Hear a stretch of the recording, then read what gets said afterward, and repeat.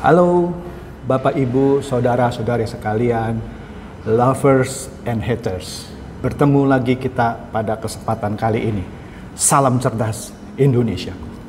Pada kesempatan kali ini saya akan membahas bisnis Fingo yang banyak diminta oleh teman-teman karena sedang viral sekarang di Indonesia. Fingo ini memposisikan dirinya sebagai bisnis sosial e-commerce, yaitu suatu e-commerce yang bisa diviralkan, dijalankan melalui sosial media. Kira-kira seperti itu. Idenya seperti ini. Kita secara sadar atau tidak sadar sering mereferensikan produk kepada teman-teman melalui sosial media, kemudian teman-teman kita membeli karena referensi kita, tapi kita tidak dapat komisi. Nah, Fingo katanya memfasilitasi hal ini, sehingga kalau Anda mereferensikan sebuah produk dan teman Anda membeli, maka Anda akan dapat komisi.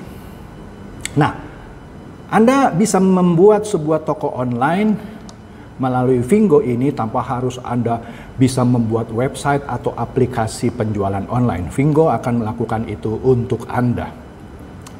Jadi, Anda bisa punya toko online, satu, tanpa perlu membuat website atau aplikasi online, dua, tanpa harus stok barang. Kenapa? Karena Fingo yang akan melakukan itu dengan produsen, dan Anda tinggal menjualnya, Fingo yang akan melakukan pengiriman. Anda cukup terus promosi saja, katanya. Menarik bukan? Nah, kita lihat lebih detail lagi di sini. Marketing plan dari Fingo yang saya catat di sini, ada 4 tingkatan. Yang pemula disebut shopper, biasa disingkat SP. Kemudian yang kedua yang disebut preferred shopper, yang disingkat PS. Kemudian yang ketiga affiliate marketer, yang disingkat AM. Kemudian berikutnya adalah affiliate trainer atau AT disingkatnya, yang paling tinggi. Untuk menjadi shopper atau level cuman pembelanja saja, Anda bisa join dengan meresponi sebuah undangan yang dikirim oleh teman Anda yang sudah menjadi member Fingo sebelumnya. Gitu Anda responi, Anda install aplikasinya, Anda jadi member Fingo. Kemudian setelah Anda jadi shopper, di situ Anda hanya bisa belanja saja. Anda tidak dapat keuntungan apa-apa. Nah, biasanya orang tidak akan stop menjadi shopper saja. Mereka akan lebih tertarik jika bisa naik satu level minimum menjadi preferred shopper. Nah, untuk menjadi preferred shopper, seseorang harus membeli lisensi seharga, kalau dirupiahkan, karena mereka pakai ringgit, yaitu 199 ringgit, itu kalau dirupiahkan kira-kira 700.000, tergantung dari nilai tukar ringgit ke rupiah. Nah, ketika Anda membeli lisensi preferred shopper itu, Anda akan naik kelas menjadi preferred shopper. Kenapa orang tertarik untuk naik kelas menjadi preferred shopper? Karena ada keuntungan-keuntungan. Di mana kalau preferred shopper mensponsori preferred shopper lainnya, dia akan dapat 175.000. Begitu juga kalau dia belanja, dia dapat cashback 10%. Begitu juga kalau shopper di bawahnya belanja, dia juga dapat 10% dari belanjaan shoppernya. Menarik kan?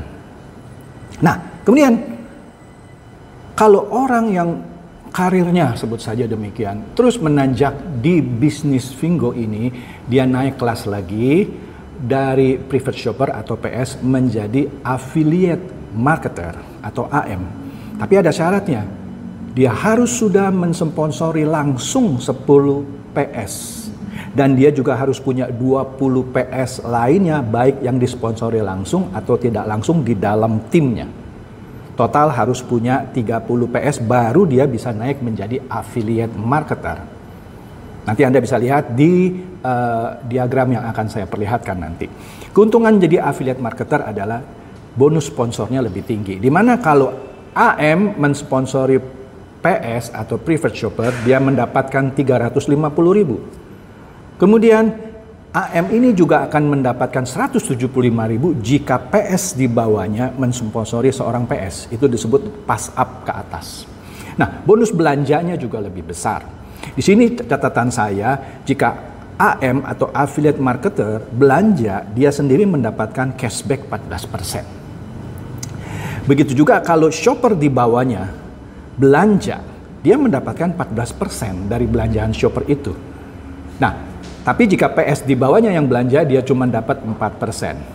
Kemudian AM juga mendapatkan bonus 20% dari total bonus belanja AM yang di bawahnya. Menarik kan?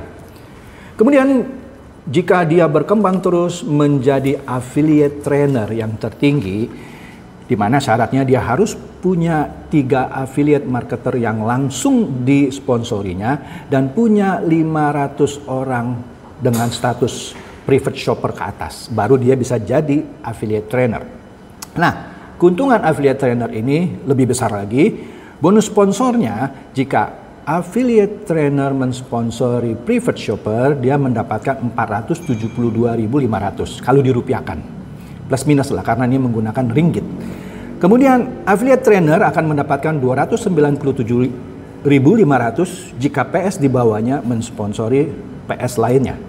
Kemudian affiliate trainer juga bisa mendapatkan 122.500 jika affiliate marketer di bawahnya mensponsori private shopper. Memang terdengarnya agak ribet ya, tapi nanti kalau Anda lihat diagramnya dan apalagi Anda yang sudah terbiasa dengan multi level marketing, ini biasa-biasa saja. Bonus belanjanya juga lebih besar. Di sini affiliate trainer bisa mendapatkan cashback 15,6%, tertinggi jika dia melakukan pembelanjaan. Jika shopper di bawahnya belanja, dia juga dapat 15,6. Nah, dia dapat 5,6 jika PS di bawahnya yang belanja. Tapi jika AM yang di bawahnya belanja, dia cuma dapat 1,6%. Nah, affiliate trainer bisa mendapatkan 20% bonus dari belanja affiliate trainer yang di bawahnya. Nah, menarik di sini, yang saya mau garis bawahi adalah biaya lisensi jika seseorang mau naik menjadi private shopper. Nah, ketika orang mau jadi naik ke private shopper, dia harus membeli lisensi seperti yang saya katakan tadi. Harganya 700.000, tergantung nilai tukar ringgit.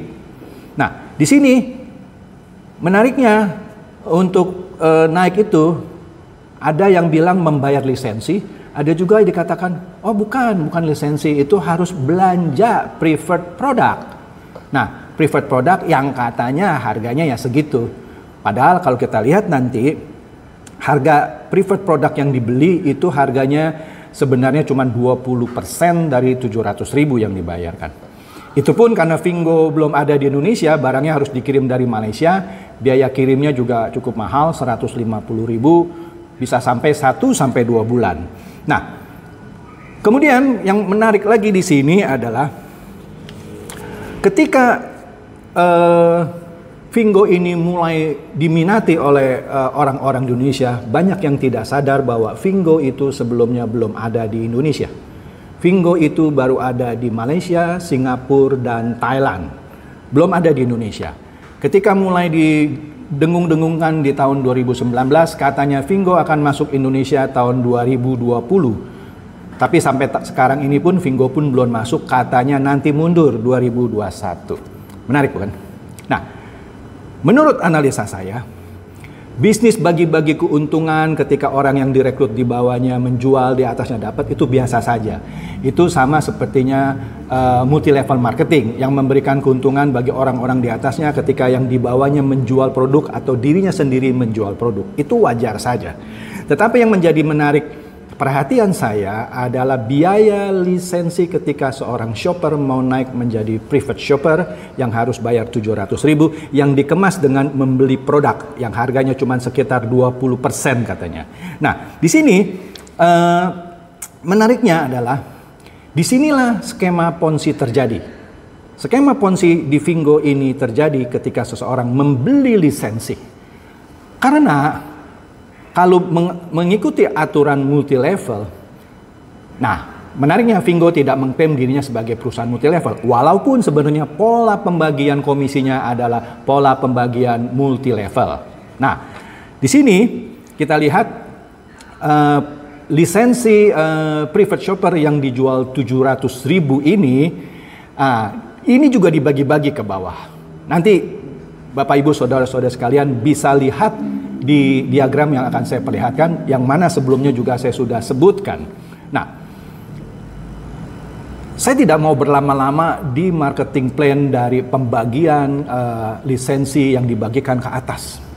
Tetapi menarik yang di sini adalah, catatan saya adalah Vingo selama ya sebut saja hampir 1 tahun ketika mulai didengung-dengungkan di Indonesia dan mulai menerima pendaftaran, tidak pernah ada satu orang pun yang bisa menjual barang, kecuali dia mau menjual barang atau orang yang dibawanya mau beli barang yang ada di Malaysia, karena belum ada di Indonesia.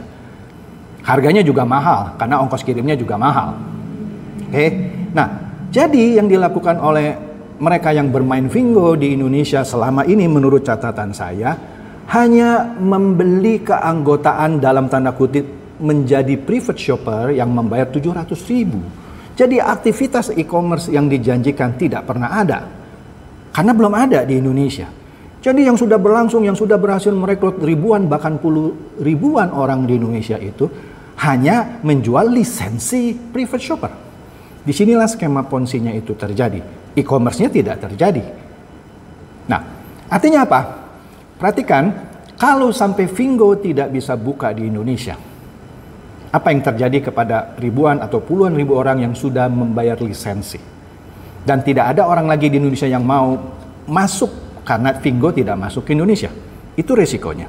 Nah, kemudian yang menarik lagi, skema pembagian cashback yang tadi bisa sampai maksimum 15,6%, itu hanya bisa diberikan jika misalnya Vingo itu resmi beroperasi di Indonesia dan barang-barang yang dibeli itu consumer good product seperti biskuit, permen dan lain-lain yang marginnya bisa antara 25-30%. Tetapi marketing plan pemberian cashback dan bonus segalanya itu tidak akan bisa tercapai jika yang dijualnya adalah barang-barang elektronik yang marginnya sangat tipis, yaitu 5-10% saja.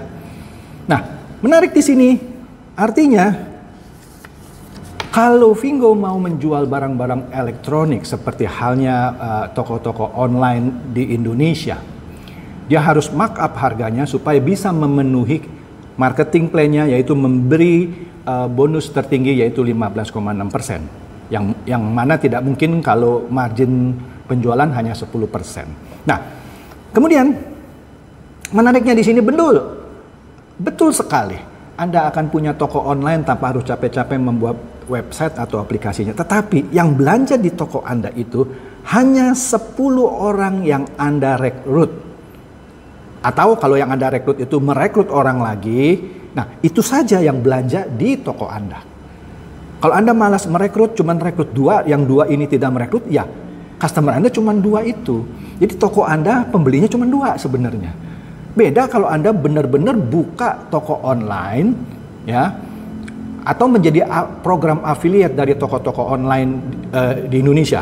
Juga ada mereka seperti Tokopedia, Lazada, Blibli, Bukalapak. Mereka juga punya affiliate program dan tidak menarik lisensi. Nah, kalau Anda ikut program affiliate toko-toko online di Indonesia, market Anda terbuka besar kepada seluruh pengguna Tokopedia, Bukalapak, Blibli, Lazada, dan lain-lain itu. Tidak terbatas dari orang shopper yang Anda rekrut di bawahnya dan di bawahnya lagi. Dan juga tidak menarik affiliate lisensi. Nah, di sini menariknya lagi, di yang catatan saya, apabila Vingo juga launching akhirnya di Indonesia, tapi saya tidak yakin. Kenapa? Begini, Vingo itu akan melanggar peraturan Menteri Dalam Negeri nomor 70 tahun 2019 pasal 21 huruf F yang disebutkan bahwa perusahaan distribusi langsung dilarang untuk mengharuskan pembelian barang saat pendaftaran. Nah, di sini Vingo terjebak. Vingo di satu sisi mengatakan membeli lisensi, yang akhirnya di beberapa orang dikoreksi, bukan beli lisensi itu beli produk. Nah, di sini terjadi tanda kutip pengharusan membeli barang saat dia mau beli lisensi itu. Itu melanggar peraturan Menteri Dalam Negeri nomor 70 tahun 2019 pasal 21 huruf F yang saya sebutkan tadi. Nah, Mungkin orang-orang yang bermain Vingo berkilah, lah bukankah peraturan itu untuk MLM? Vingo itu bukan MLM, Vingo itu adalah social e-commerce. Nah, tapi kalau kita lihat ciri-cirinya seperti yang saya uraikan tadi, orang bisa jual langsung ke orang lain dan dapat komisi, dan dia dapat komisi pula dari downline-nya, itu praktek MLM. Tapi tidak diakui sebagai MLM oleh Vingo. Mereka tetap berkilah, kami ini e-commerce, tapi prakteknya adalah MLM. Vingo juga menunjukkan skema piramida yang lebih nyata. Artinya, komisi yang diperoleh afiliat itu bersumber dari perekrutan, bukan dari penjualan produk. Inilah ciri skema piramida yang menurut peraturan Menteri Dalam Negeri nomor 70 itu juga tentang MLM yang bisa kita lihat di pasal 30 huruf A, yang menyatakan komisi dan atau bonus yang diperoleh dari iuran keanggotaan atau perekrutan penjualan langsung. Itulah ciri-ciri skema piramida. Nah, kemudian kalau Vingo tetap bilang, wah kami bukan MLM, tapi tetap saja dilanggar peraturan itu. Karena ciri-cirinya seperti itu. Dia menjual bukan barang, tapi menarik dibagi-bagikan. Nah, itu yang dilarang. Itu menjadi skema piramida.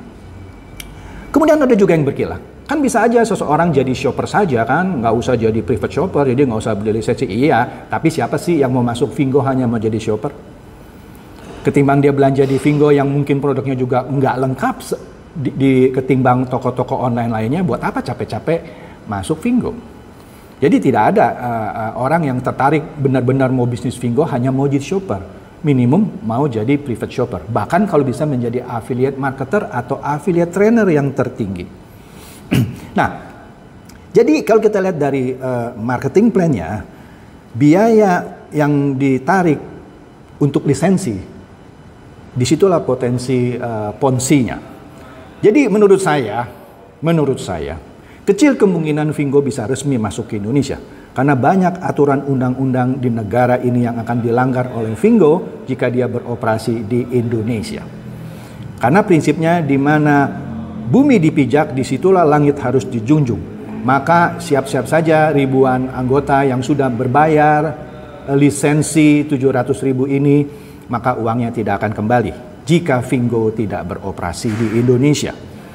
Bagaimana kalau Vingo akhirnya bisa beroperasi di Indonesia? Ya, tetap saja skema penarikan 700.000-nya untuk membeli lisensi private shopper itu potensi ponzi-nya. Dan ketika pasar sudah jenuh dan tidak ada lagi perekrutan yang bisa dilakukan, maka mereka-mereka yang sudah berinvestasi di 700.000 itu tidak akan bisa mendapatkan uangnya kembali.